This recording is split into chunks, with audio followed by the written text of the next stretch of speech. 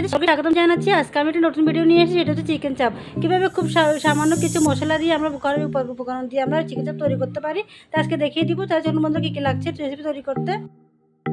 বুকের মাংস নিয়েছি 4 পিসের মতো। আজকে আমি চিকেন চাপ করে দেখাবো আপনাদেরকে কীভাবে খুব সহজে চিকেন চাপ তৈরি করা যায়।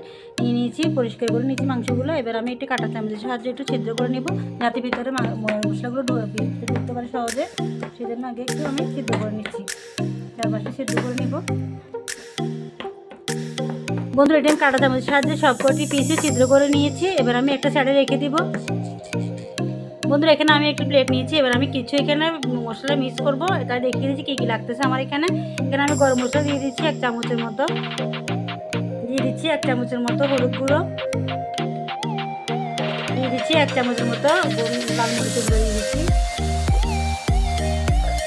এবার দিয়ে দিচ্ছি আমি এখানে ধনে আর জিরা গুঁড়ো দিয়ে দিচ্ছি ব্লেন্ড করা 1/2 চামচের মতো। এবার দিয়ে দিচ্ছি আমি 1 চামচের মতো আদা বাটা, 1 চামচ দিয়ে দিচ্ছি রসুন বাটা। এবার দিয়ে দিচ্ছি 1 চামচের মতো সয়া সস। এবার দিয়ে দিচ্ছি 1 চামচের মতো সরিষার তেল দিয়ে দিচ্ছি আমি এখানে। এবার দিয়ে দিচ্ছি আমি বন্ধুরা, এবার দিয়ে দিচ্ছি স্বাদ মতো লবণ দিয়ে দিচ্ছি। এবার দিয়ে দিচ্ছি আমি 1 ফালি লবণ দিয়ে দিচ্ছি এখানে, 1 ফালি লেবু দিয়ে দিচ্ছি।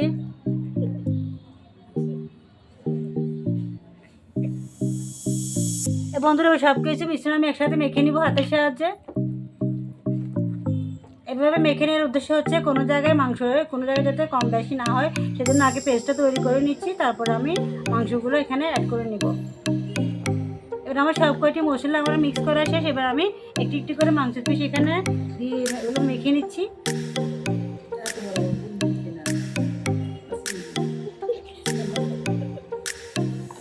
সব কয়টি মাংসের পিস আমি লাগিয়ে নিচ্ছি। বন্ধুরা, এবার দিয়ে দিচ্ছি আমি 1 চামচের মতো কর্নফ্লাওয়ার দিয়ে দিচ্ছি এখানে। কর্নফ্লাওয়ার দিলে উপরটা অনেকটা ক্রিস্পি হবে, ভিতরটা নরম হবে, খেতে অনেকটা সুস্বাদু লাগবে। এবার আমি আবারও মেখে নিচ্ছি একসাথে এগুলো। ভালোভাবে লাগিয়ে দিতে হবে যাতে কোনো জায়গায় বাদ না যায়। আপনারা এই চিকেন চাপটি বাসায় তৈরি করে খেলে আপনার রেস্টুরেন্টে খাবার কথা ভুলে যাবেন। এবার আমার এটি রেডি হয়ে গেছে। এবার আমি এটি ভাজতে চলে যাচ্ছি।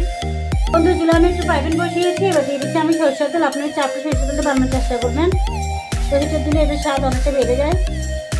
ওদের তেল বেশি তেল দেওয়ার দরকার নেই, সামান্য দিতে হবে। একটু গরম হবে বলে অপেক্ষা করতে হবে। বন্ধুরা, আমার তেলটি গরম হয়ে গেছে। এবার আমি একটি মুরগিগুলো দিয়ে দিচ্ছি এখানে।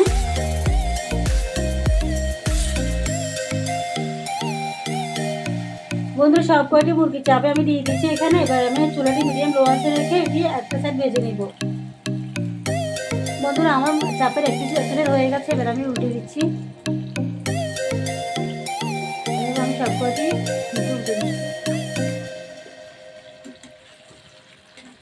চুলাটি মিডিয়াম লো আঁচে রাখবেন, বড় করা যাবে না, বড় করলে পুড়ে যাবে, ভিতরে কাঁচা থেকে যাবে, একটু খেয়াল রাখবেন। সব কয়টি মাংস আমি উল্টে দিয়েছি।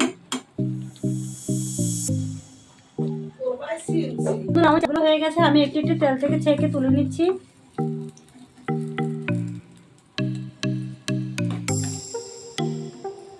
বন্ধুরা, সব কয়টি আমার তুলে নিয়ে আসে, সেটা চলে যাচ্ছে আমি পরিবেশনে।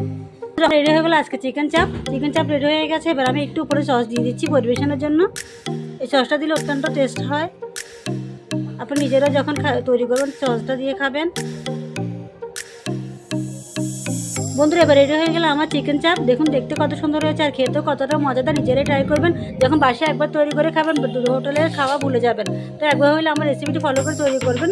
তো বন্ধুরা, যদি ভালো লাগে থাকে একটা লাইক দিবেন, কমেন্ট করে জানাবেন কেমন হয়েছে। যারা এখন আমার চ্যানেলটি সাবস্ক্রাইব করে নেই, আপনাদের কাছে রিকোয়েস্ট হলে চ্যানেলটি সাবস্ক্রাইব করবেন। আর যারা ফেসবুকে দেখেছেন তারা অবশ্যই ফলো করবেন। বেশি ভালো লাগে বন্ধুদের মধ্যে শেয়ার করবেন। আপনাদের দিতে নিচ্ছি, আবার দেখা হবে।